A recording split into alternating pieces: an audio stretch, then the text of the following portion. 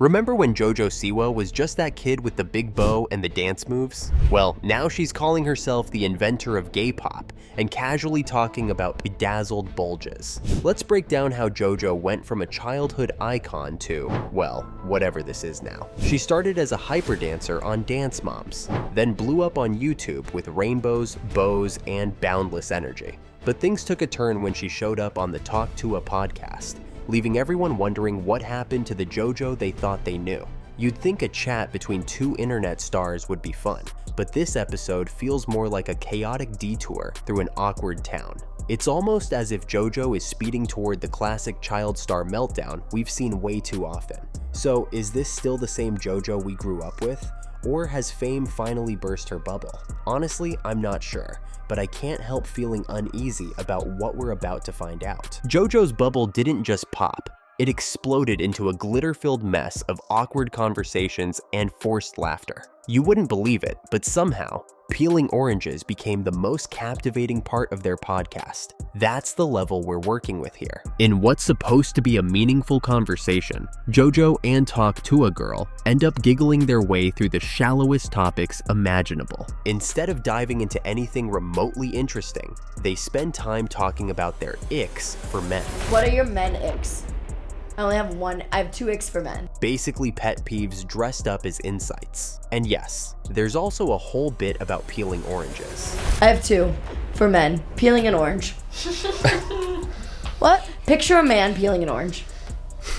You got a fucking point. No, yeah, I never thought about that. I mean, seriously. JoJo seems desperate to come across as relatable, laughing at everything as if each joke is pure gold. Meanwhile, Tuah Girl's contribution doesn't exactly elevate the conversation, only to end up missing the mark completely.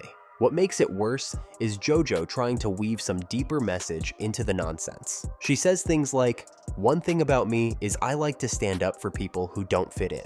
But when you're spending half your time talking about fruit, it's hard to take that message seriously. It feels like she's trying to rebrand herself as quirky and rebellious to cover up the controversy swirling around her. The forced laughter is relentless. Every other sentence ends with a high-pitched giggle that grates on your nerves.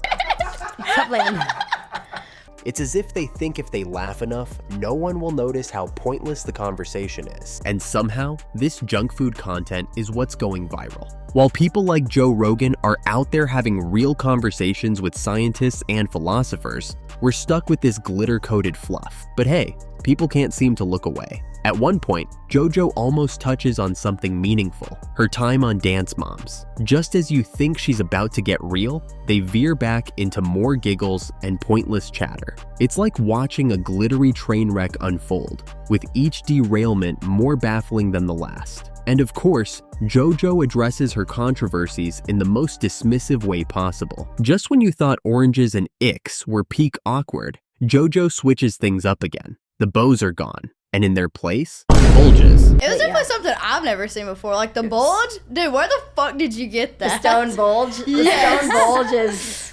Yep, JoJo's adult rebrand is in full swing. It feels like she's rushing through the whole child star grows up arc, but instead of learning from smoother transitions, she's winging it. One day it's rainbows, and the next she's out here with a bedazzled bulge, acting like it's no big deal. And now she's even comparing herself to Harry Styles. Because apparently, swapping bows for bulges means you're in the same league. Spice it up a little. It's kind of like back in the day when Harry Styles wore a dress. Obviously, wearing a bulge is a little different than wearing just a dress, but... You stuck out. I think you should do more of that, though. Watching her try this hard to be grown up feels off. She seems to think that being an adult means pushing shock value to the limit. But instead of coming across as authentic, it's more like a kid playing dress up, just with extra glitter and even less self-awareness. Her new vibe screams Miley Cyrus, but without the genuine rebellion. It's all flash and no depth, as if she's following a checklist for how to be edgy. Sure, JoJo, we get it. You're not the same bubbly kid anymore, but do you really have to try this hard to prove it? Then there's the podcast. JoJo drops lines that are supposed to sound profound, like, "It's really hard being criticized for the viral photo shoot." Oh, JoJo, Dealing with backlash while inventing new music genres must be exhausting. The whole rebrand feels forced, like JoJo's idea of adulthood is built on stereotypes rather than real experiences. She's trying to be edgy, but it comes off more like a kid who just discovered a new swear word and can't stop using it. What's even more confusing is how convinced she seems that this pivot will work. Is she hoping her young fans will follow her down this new path? Or is she trying to abandon that audience altogether for something new? Either way, it's a risky gamble that's leaving people scratching their heads. JoJo feels stuck between two worlds, too old for her previous image, but not quite mature enough to pull off the new one. It's like watching someone try to walk in heels for the first time. Wobbly and unsure, but determined to keep going no matter how many times they stumble. If JoJo's bedazzled bulges weren't enough to raise eyebrows, wait till you hear what she's saying now. JoJo's gone from singing about hair bows to claiming she invented an entire genre, gay pop. Yep, you heard that right. She woke up one day and decided to rewrite music history. JoJo's bold statement makes it sound like legends such as Freddie Mercury, Elton John, and George Michael were merely opening acts for her arrival. It's like she's trying to skip the whole earning your place thing and jump straight into music icon status. And the wild ride doesn't stop there. JoJo's also taken it upon herself to share her sexual experiences and preferences with the world. It's a hard pivot from her kid-friendly content. One minute, it's rainbows and hair bows. The next, it's bedazzled bulges and bedroom talk. She seems to have forgotten who her audience is. Does she really think her preteen fans are curious about her personal life? This isn't just awkward, it's potentially harmful. Kids look up to her, and blurring those boundaries sends the wrong message. Meanwhile, she's positioning herself as the face of gay pop, but it comes off as trivializing decades of LGBTQ struggle and progress. JoJo seems to think that slapping a rainbow on her content is enough to make it groundbreaking. The whole situation feels like JoJo is trying way too hard to be edgy and adult, but the result is cringy and tone deaf. It's like someone throwing around slang they don't really understand, hoping to sound cool, but only coming off as more immature. What's confusing is that JoJo seems convinced this rebrand will work. Does she expect her young fans to grow up with her, or is she deliberately trying to attract a new audience? Either way, it's a risky gamble, and people are left wondering where she's headed. And just when you think things can't get stranger, JoJo casually drops. The one thing about me that has never ever changed is my desire to have kids. I feel that. Been there since I was 12. Like like a maternal instinct. So maternal, yeah. Do you want to carry a baby? I've gone back and forth. Okay. I really have. And I ultimately right now I'm at no. Okay. I don't. I want my egg, and then I got a good sperm donor lined up. And, You and this sperm donor, is it like a known sperm donor? yeah. Like you know the person? I know the person. Yeah. Yeah. Because of course nothing says ready for motherhood, like claiming to have invented a genre and oversharing your private life on public platforms. It's as if she's trying to be every version of herself at once, and it's just not working. We've seen JoJo take bold turns lately, but her stance on child stardom might be the most confusing yet. She claims to want to protect child stars, yet she's also defending Abby Lee Miller. To me, Abby was always right. I did interrupt two adults talking. If I was a mess and a beat off, she wasn't just yelling at me because she wanted to yell at me. I actually was a mess and was a beat off.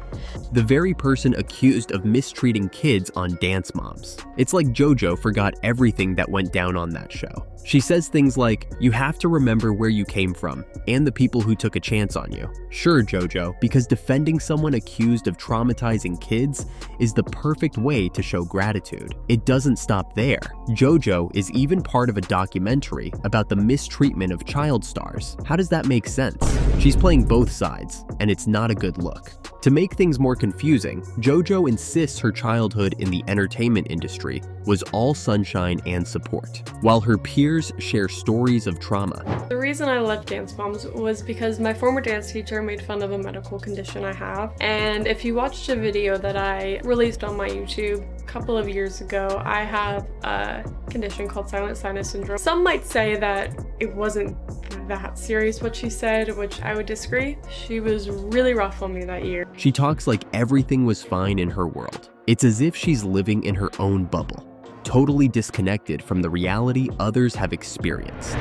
Even worse, JoJo dismisses those who speak out about their experiences, implying they're just attention-seeking or ungrateful. That's a tough stance to take for someone who claims to stand with child stars. But here's where it gets really wild. JoJo and her mother are now being accused of mistreating girls on Siwa's dance pop revolution. A mom from the show says JoJo and her mom caused both physical and emotional harm to the girls. Talk about history repeating itself.